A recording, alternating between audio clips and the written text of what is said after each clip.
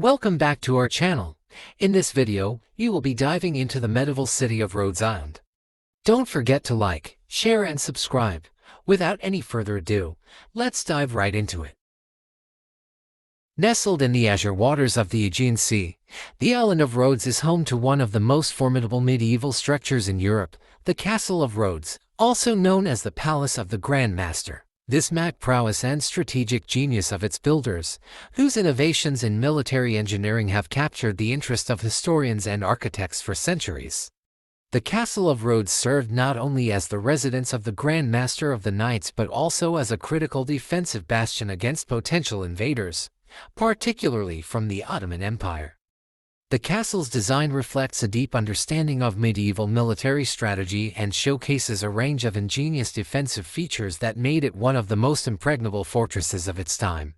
One of the most significant aspects of the Castle of Rhodes is its strategic location on the northern tip of the island. This position offered several advantages for defense and control. From this vantage point, the knights were able to monitor and control maritime traffic passing through the Aegean Sea, a crucial trade route in medieval times.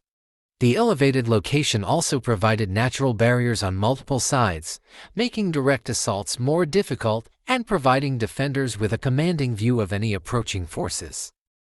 The fortress is encircled by a series of massive stone walls, some of which are over 12 meters thick and several meters high. These walls were designed to withstand the heavy artillery fire of the period and were constructed using multiple layers of stone and other materials to absorb and dissipate the impact of cannonballs. Interspersed throughout the walls are a series of imposing towers, each strategically placed to provide overlapping fields of fire. This allowed defenders to cover every angle of approach, making it nearly impossible for attackers to find a weak point. The towers themselves were masterpieces of military architecture. Built with thick walls and narrow slits for archers and crossbowmen, they offered maximum protection while allowing defenders to launch devastating volleys against enemy forces. The towers themselves were masterpieces of military architecture. Built with thick walls and narrow slits for archers and crossbowmen, they offered maximum protection while allowing defenders to launch devastating volleys against enemy forces. The circular design of many of these towers also helped to deflect projectiles, reducing their effectiveness. Surrounding the castle is a deep moat that served as the first line of defense against invaders. In times of siege, the moat could be filled with water from nearby sources, creating a formidable barrier that hindered the advance of enemy troops and siege engines. The entrance to the Castle of Rhodes was a carefully designed gauntlet for would-be invaders. Attackers would first encounter a series of gates and courtyards, each fortified and guarded.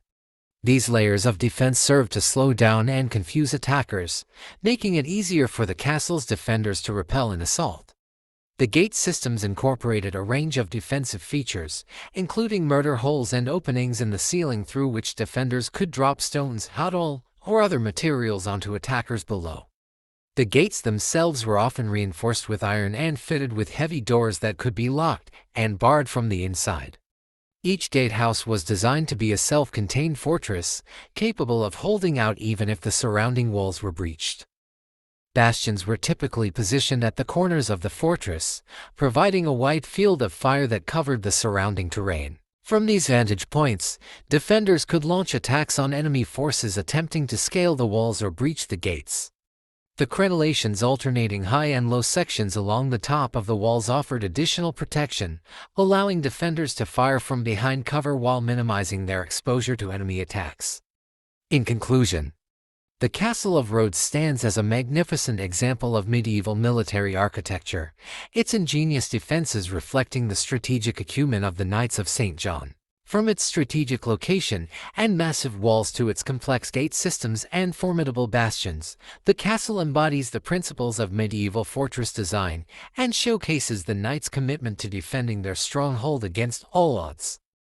While its historical significance is well documented, the castle continues to be a source of fascination and mystery due to the various controversial theories surrounding it.